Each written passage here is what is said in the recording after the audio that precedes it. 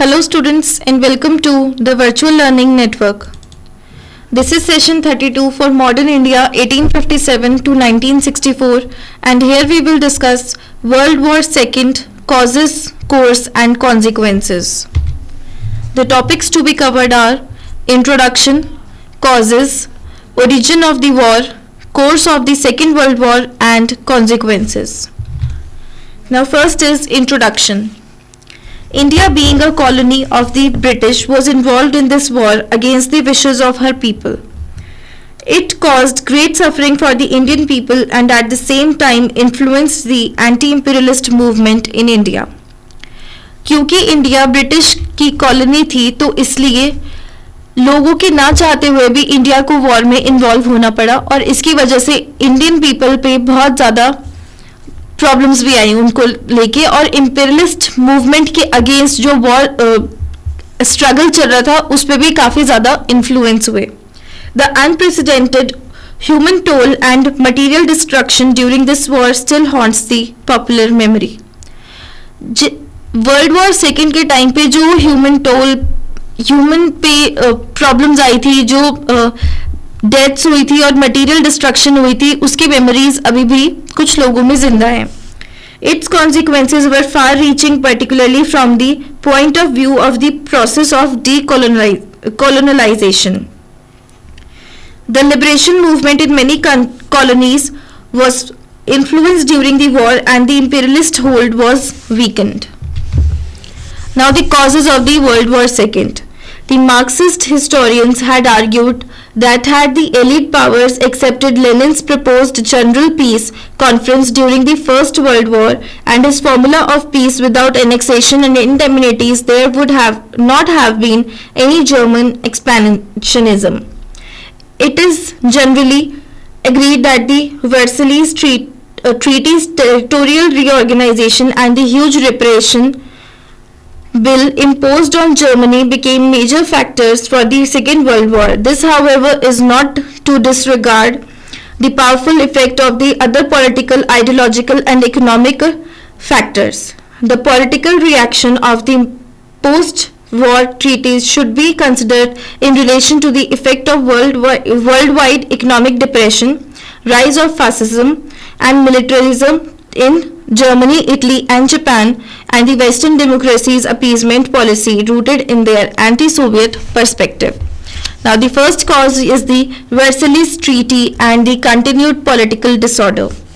The Treaty of Versailles, made with Germans on 28th June 1919, was the outcome of the series of bargains and compromises which resulted in a patchwork time of unstable peace.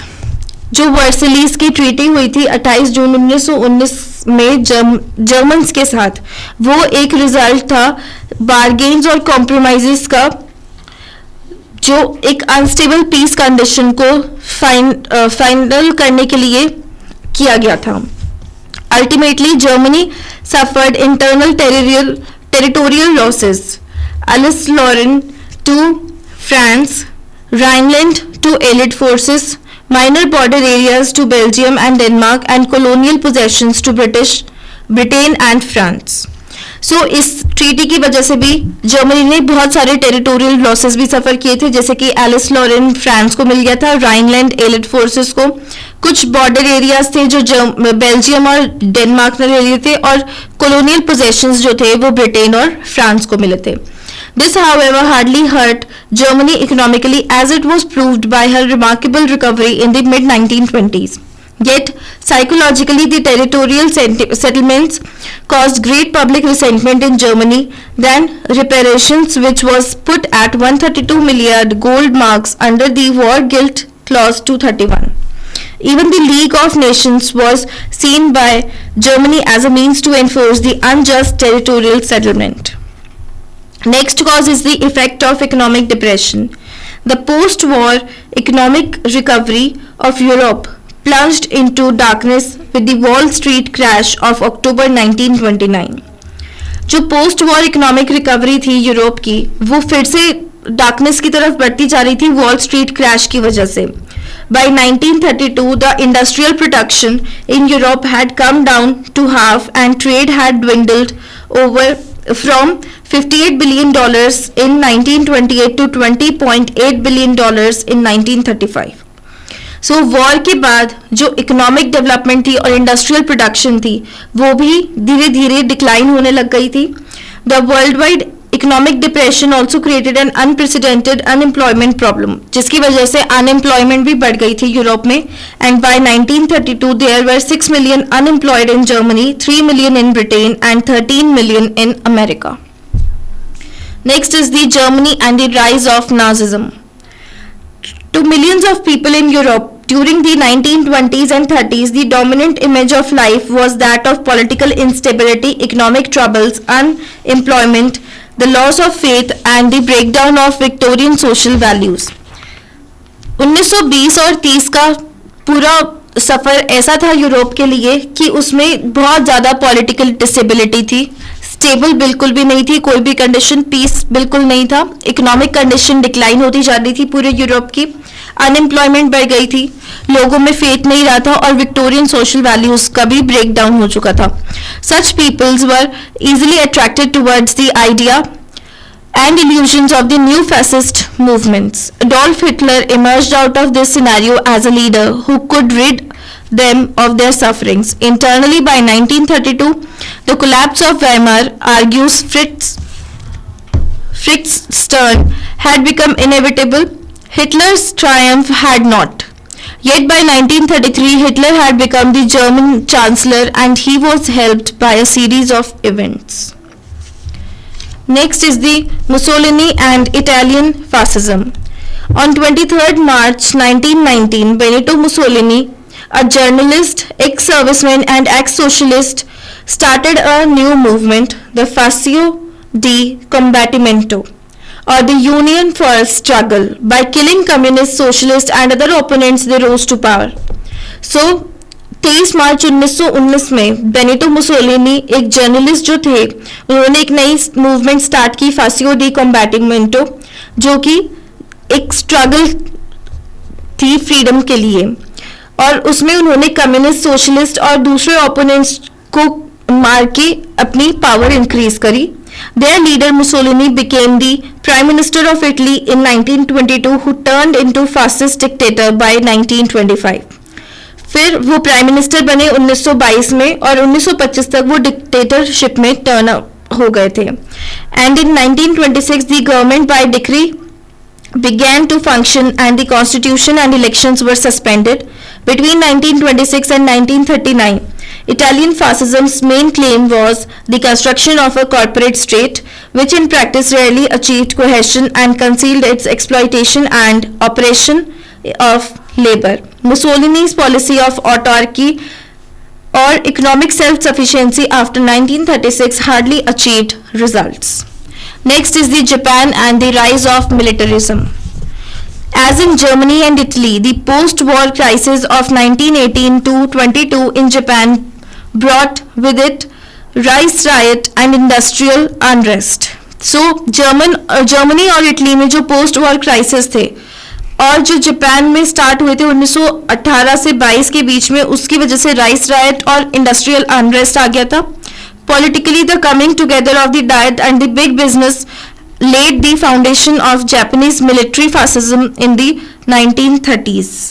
The Taisho Great Righteousness era of 1912 to 1926 was only a period of transition from a liberal to an authoritarian state. Then Britain, France and the policy of appeasement. From 1937, while Hitler was busy annexing Central European territories, the Western democracies were working for a detente through appeasement policy. The basic philosophy behind appeasement was that the man in possession, when challenged, must eventually, inevitably part with something. The British Prime Minister Neville Chamberlain practiced this policy since 1937 to achieve the elusive Anglo-German alliance. Next is the origins of the war. The immediate origins of the war could not be traced back to a series of international events. At any point of the crisis of decisive and concerted intervention by Britain and France could have possibly averted the war unleashed by the fascist powers. So जो war के immediate origins थे वो हम देख सकते हैं international events की वजह से. किसी भी पॉइंट पे क्राइसिस की जो मेन ब्रिटेन और फ्रांस कॉन्सेंट्रेटेड थे. After reading this lesson you would know that there is nothing like inevitably in the rise of Hitler and growth of fascist movement and the aggressive military actions in Europe. The socio-economic and political crisis of the 1920s and 1930s need not have culminated in the fascist ascendancy and aggressive wars had the liberal political forces shown the will and strength to tackle the impending crisis. Now, first origin of war can be seen in the Japan and the crisis in Eastern Asia. The mounting conflict in Eastern Asia during 1928 to 37 led to the Sino-Japanese War in July 1937. This is generally considered to be the beginning of the slide towards the World War. The Western powers tried to check Japan through the League of Nations but in vain. So, जो 1928 से 37 तक eastern Asia में conflicts आए थे जिसकी वजह से cyano Japanese war शुरू हुई थी जुलाई 1937 में. वो एक सबसे पहला ओरिजिन हम देख सकते हैं जिसकी वजह से वॉर स्टार्ट हुई थी क्योंकि वेस्टर्न पावर्स जापान को चेक करना शुरू कर दिया था लीग ऑफ नेशंस के थ्रू ताकि उसको इन्वेड कर सकें. Then Italy's invasion of Abyssinia Ethiopia in 1935 to 36. Italy could not gain colonial empire in Africa either during the scramble for Africa in the last 19th century or in the Paris Peace Conference after the First World War. The independent Ethiopia, which defeated Italy in 1896, had thus become Mussolini's target in 1935 to 36, which was the first step towards the colonial empire.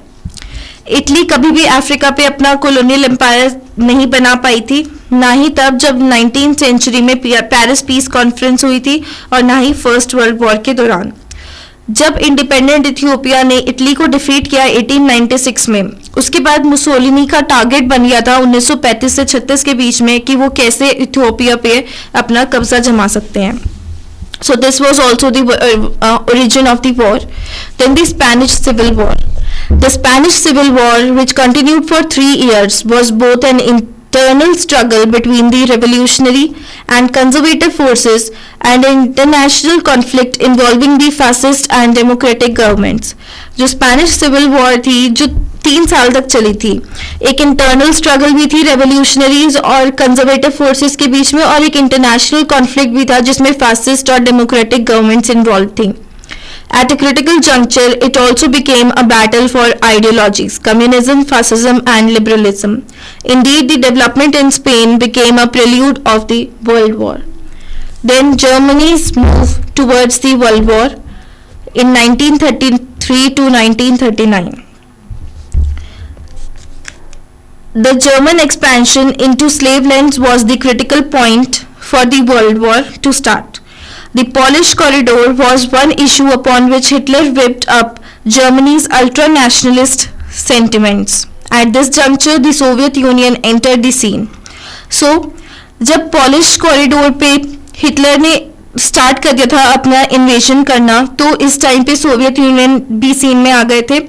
Stalin, disillusioned by the Western democracy's inadequate response to his Popular Front proposal to resist fascist aggression, went for a non-aggression pact with Germany in 1939 and even accepted Polish partition. The actual World War had started with the German invasion of Poland on 1st September 1939. 2 days later, Britain and France entered war in defense of Poland. Once again, the German ultra-nationalism had become the basic cause for the World War.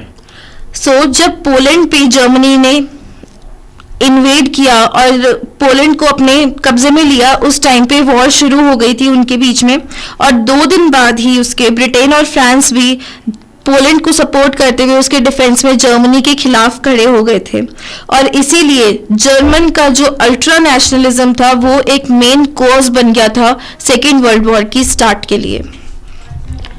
Next is now the course of the Second World War. First is the initial stage, the triumph. During 1939 to 41, Germany swiftly won a series of victories in Europe by adopting the Blitzkrieg tactics, that is the lightning war, speedy penetration by tanks followed by the Luftwaffe. Poland was occupied by September 39. The eastern Polish provinces were occupied by Russian troops and the remainder was controlled by the German. The Blitzkrieg tactics proved to be effective in all the initial wars of Führer. So 1939 से 41 के बीच में Germany ने जल्दी Europe पे victory पानी शुरू कर दी. उन्होंने पहले पोलैंड को ऑक्यूपाई किया 1939 में. जो ईस्टर्न पॉलिश प्रोविंसेस थे वो सारे रशियन ट्रूप्स ने एक्वायर कर लिए थे और जो रिमाइंडर था वो सारा जर्मनी के हाथ आ गया था. Next is the stalling stage, that is entry of Russia in USA. Stalin's appeasement of Hitler proved futile. On 22nd June 1941, the Führer opened this attack on USSR. Führer का फिर attack USSR पे हुआ क्योंकि Hitler की appeasement जो हुई थी वो बहुत ज़्यादा फ्यूटाइल हो गई थी. Thus the crucial phase of the war on two fronts began. So जो second stage है, the stalling stage, वो एक तरह से crucial phase था war के लिए. A total of 150 armored divisions began to roll all along the line extending for nearly 2,000 miles. Until September, the fascist forces whirled on unchecked and laid the siege of Leningrad, which continued for 30 months. Next is the defensive stage, reversal of the Axis fortunes. The Nazi rulers imposed their racial new order in the occupied areas with barbarous repression and massacres. Forced labor was imposed on people to strengthen the Reich war machine. Spontaneous underground resistance organizations sprang up every year. Marshal Tito and Charles de Gaulle were legends in organizing these movements. Even in Germany, the popular anti-Hitler movement raised its head. And last phase is the retreat and defeat of Axis powers. During 1942 to 45, the popular resistance movement played a crucial role in the defeat of the Axis powers. The acts of sabotage became common. In many places in the USSR and in Yugoslavia, full-scale guerrilla warfare was carried on. The resistance work in all the occupied countries in fact strengthened the elite army plans. So जो last course था वो था 1942 से 45 तक का, जिसमें popular resistance movement start हो गई थी. काफ़ी सारे प्लेसेस पे यूएसएसआर और यूगोस्लाविया में एक full scale Gurela war start हो गया था और कुछ और कंट्रीज से भी एक तरह से रेजिस्टेंस आ गया था, जिसकी वजह से एलिड आर्मी प्लान्स जो है स्ट्रेंथन हो गए थे. Next is the consequences, that is the result of the second World war. First is the effect on Indian political scene. In India, the political reaction to the 1938-39 fascist aggressions was very sharp. The anti-British Congress nationalism and anti-imperialism and anti-fascist left internationalism were together in condemning fascist aggression and the Chamberlain's appeasement policy. जो anti British Congress nationalism थी और anti imperialism, anti fascist, ये सारी इकट्ठी हो गए थे जिसने फैसिस्ट एग्रेशन को और चैम्बरलेन्स अपीजमेंट पॉलिसी को अपोज किया. India was associated without her consent with British in war on 3 सितंबर 1939. बिना किसी डिसीजन लिए इंडिया अपने आप ही एसोसिएट हो गई थी क्योंकि वो एक ब्रिटिश कॉलोनी थी, तो उसको सेकेंड वर्ल्ड वॉर में पार्ट लेना ही पड़ा. But the nationalist offered cooperation only if Britain responded positively to their demands for an immediate genuine responsible government in the centre and the post war constituent assembly for free India.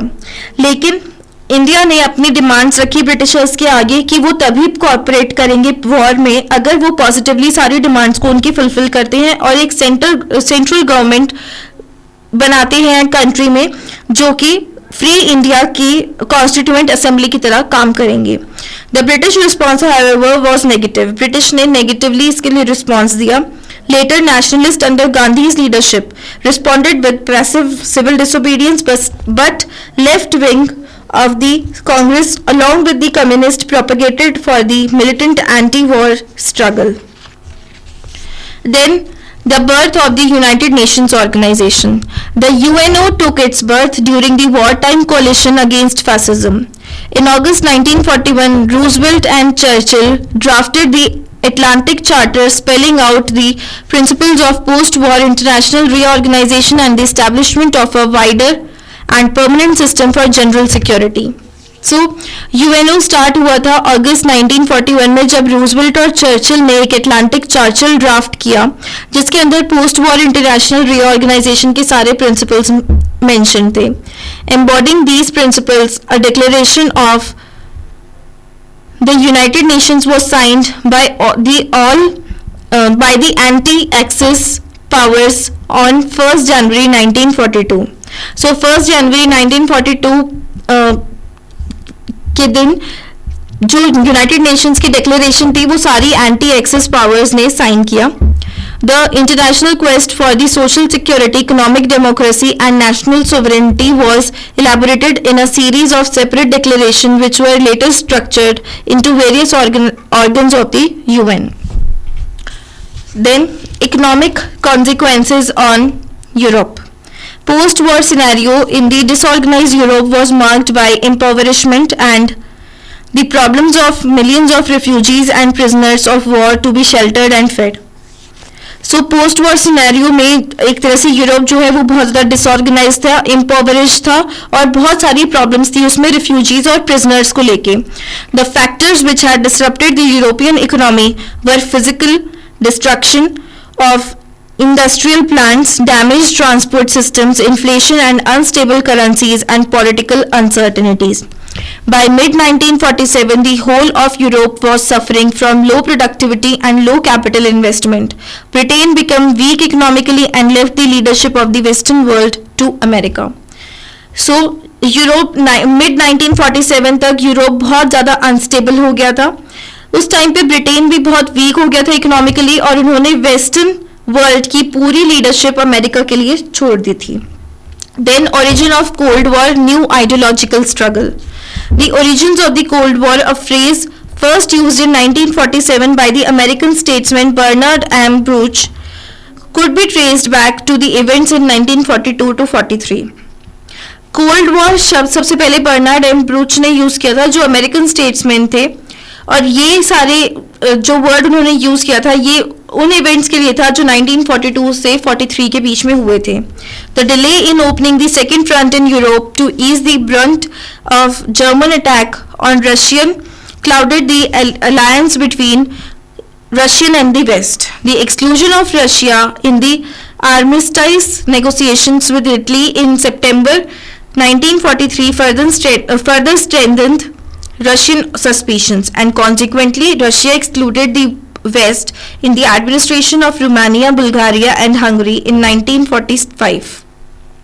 So was also the case in Poland in 1945. The German question became a central issue in the Cold War. Now here are some questions for you. First is, what was the major crisis in Eastern Asia during this period? And second, why was the United Nations Organization formed? Name the 3 important organs of the UNO. That's all for this session. Thank you and have a nice day.